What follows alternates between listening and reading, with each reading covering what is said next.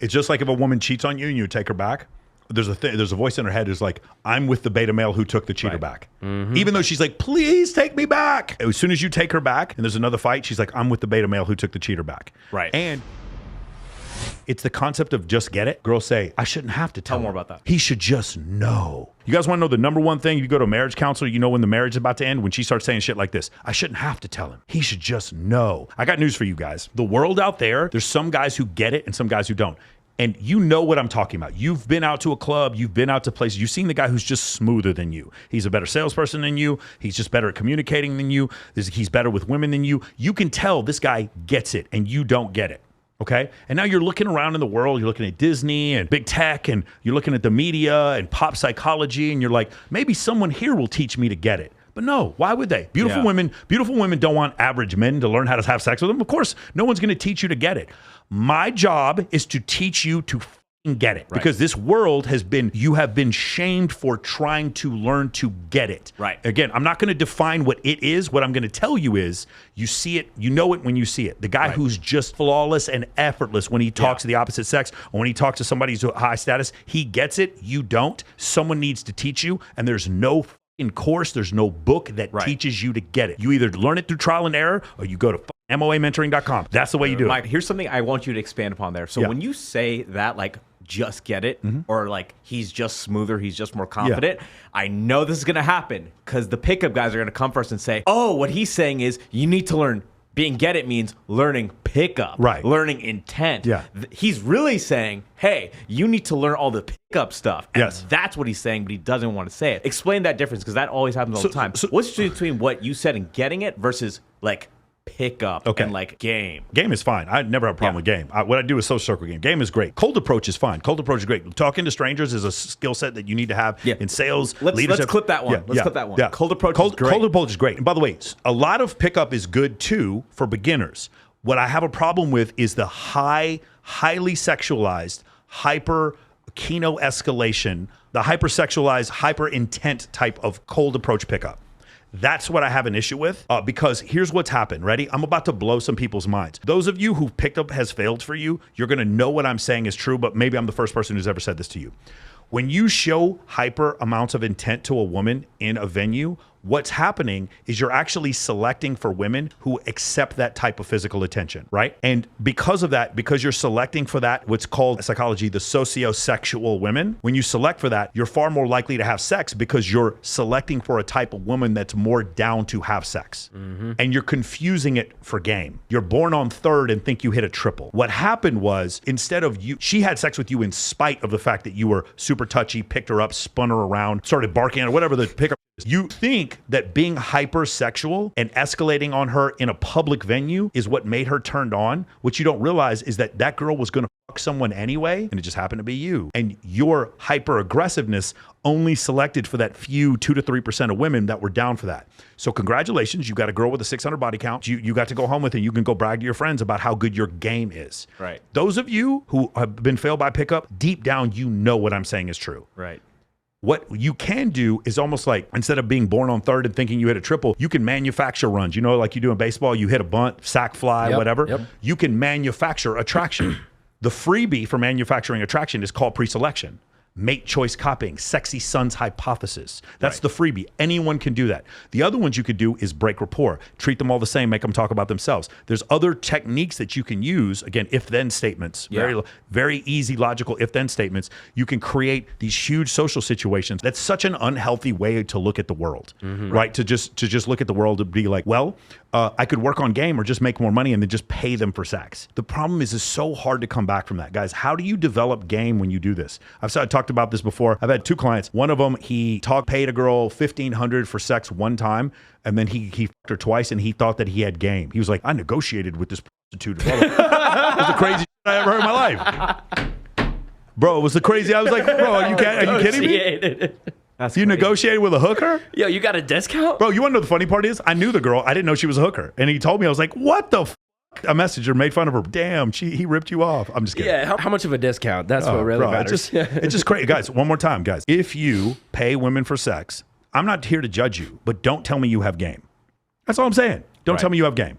Don't teach me don't sell me a program on how you're good with women when you are paying women to have sex with you. Right. And one of the things that, again, drives these guys, TikTok haters, YouTube haters, and guys in the pickup community crazy is what? What is the first thing they say when they see my social media? What is the first thing they say? Paid them. That I paid them. But let me look at the camera right now. I will put up $50,000 if you can find one single girl I've ever paid to come to my event, to be in a photo with me, or anything past that. One. And guess what, motherfucker? They're all tagged in my social media. And the thing is, these bitch-ass motherfuckers who say this, as soon as I say that, they just stop talking. Because here's the thing. If what I'm saying is true and all these girls want to hang out with me and I'm not paying them, that means everything I learned was wrong. That means I'm a bitch. Can you imagine like having an entire reality based on this idea that women are only interested in money, and then there's a guy who comes along and completely crushes your belief system? Imagine if you were able to prove to someone, some religious person, that their God wasn't real. Do you think they'd congratulate you for it? No, they'd pull out a gun or a knife and they'd kill you. How dare you besmirch my God? Whenever I show them, like, I'm able to do this with insanely beautiful women and not pay any of them, I have besmirched their God. Mm-hmm. Yeah, honestly, like just from doing a lot of these calls, that what's even worse than the prostitute thing, look, at least that's a transaction. It's when I see a lot of guys, and you've had a lot of these calls where it's like they're on seeking arrangements, they're on the sugar daddy websites, and they think the girl likes them, or they think they just want them for their success. They think there's genuine desire, and we all know there's not. By the way, like, again, guys, if you want a hybrid of it, I know some guys that are like, they're picking between all of their sugar babies for the one who actually likes them the most. And I do know sugar babies who have legit fallen in love with their sugar daddies. I have legit 100% seen that. And when the sugar daddy leaves, they're heartbroken. They're crying to me about it. Like, it was a legit emotional reaction beyond money. It really was. I've seen that happen before. But if you want some kind of hybrid thing, that's fine. If you just want it to be transactional, that's a problem. But if you don't want it to be transactional, if you want a woman, like Rollo says, to crawl over broken glass and change her religion for you, if you want to learn how to get genuine desire, call us up, because that's what we teach. That is the thing you want to do, but you have to be worth genuine desire. Mm-hmm. Well, the dynamic that sets up in the back of the girl's head is like, she's always in the back of her head gonna think, he couldn't have got me without the money. Yeah. He had to use the money to get me. And also, how can you ever know if she really genuinely desires you? It's always gonna be in the back of your head. It's always gonna be in the back of your head, and it's in the back of her head. It's just like if a woman cheats on you and you take her back, there's a voice in her head who's like, I'm with the beta male who took the cheater back. Mm-hmm. Even though she's like, please take me back. As soon as you take her back and there's another fight, she's like, I'm with the beta male who took the cheater back. Right. And when she knows the other foot's going to drop and you might break up with her, what does she do? She's going to go monkey branch to the next dude. So not only did she cheat on you, she's going to leave you again because you didn't maintain any kind of boundaries. Right. That's what happened. And you didn't maintain, and that's what I consider prostitution. Prostitution is a lack of boundaries. Right. That's what that is. And by the way, Dan said this, Bilzerian said this. He goes, I wish I could pay prostitutes because my life would be easier. But it's like, I am only interested in women who really, really want to have sex with me. And I got to say, Dan, I got the same disease you do, bro. I want the same thing. I couldn't imagine fucking a girl who wasn't attracted to me. I couldn't even fucking imagine how like gross and empty I would feel after that. I just can't even fathom that. There's some guys right here that's like, I can't even fathom the other way, right? Well, there's people out there to teach you. By the way, you're showing intent to a woman who did nothing to deserve it. Meaning your intent is valueless. You showing intent is worthless. And now you have no status. You have no status. Again, for me, it's like I'll go meet a beautiful woman and I'll be like, hey, awesome show you did. Or like, really great. Oh, I saw you bought your first house. Congratulations. And I'll never look at her boobs. And she'll look at me and be like, wow, he gave me no intent. I have to work to get Michael's intent. That means Michael's intent is worth more. Your intent is worth less. Right. Worth less because you're giving it to strangers just for their physical appearance. That's the reason why. And you're like, well, you go to a bar where there's a bunch of women looking to hook up and they get drunk and then you take one home and have sex with them and think you have game. No, you just, it would be like if there was some way to select for just, like there was a bar and the only women that were allowed to come into the bar were women who were just DTF that night, no excuses. Yeah. No, you know what I'm saying? If they had a bar like that, everybody's like, oh, that sounds like a great idea for a bar. But if there was a bar like that and you could just go there, you would just get laid and you wouldn't have any game. Well, that's essentially what the Keno escalation does. It's just speeding up the process. The problem is it's like throwing a screen pass on the one and saying you have a good arm. Yeah. Like, no, it's not. But it's one of these situations where it's like a screen pass on the one. Yeah. Yeah. Well, I mean, that's 28-3. That's how they won remember? That's how they won the whole thing. It's a screen pass at the one. That concept of like you showing that level of intent what happens is during all those approaches, there were so many other women that you could have manufactured attraction with, and you didn't because you blew it out because of intent. I knew this for a long time. Do you know who reiterated this to me? Dan. Bilzerian. Dan was the main person who reiterated this to me. Don't hit on them. You remember that scene in the movie where he's supposed to hit on Cameron Diaz? Yeah. And he's like, and the guy who was directing the movie was like, I just figured since you're so good with women that you would know how to go up and like a cold approach her. And he's like, I don't cold approach women. I just build incredible amounts of social pressure so these women are attracted to me. Doesn't that sound better? Doesn't that sound more fun? Yeah, so Mike, elaborate on that, because some guys are going to think, like, it's all in extremes, right? So they think, okay, I'm not going to, I no intent, right? Okay, I'm just going to sit in the corner.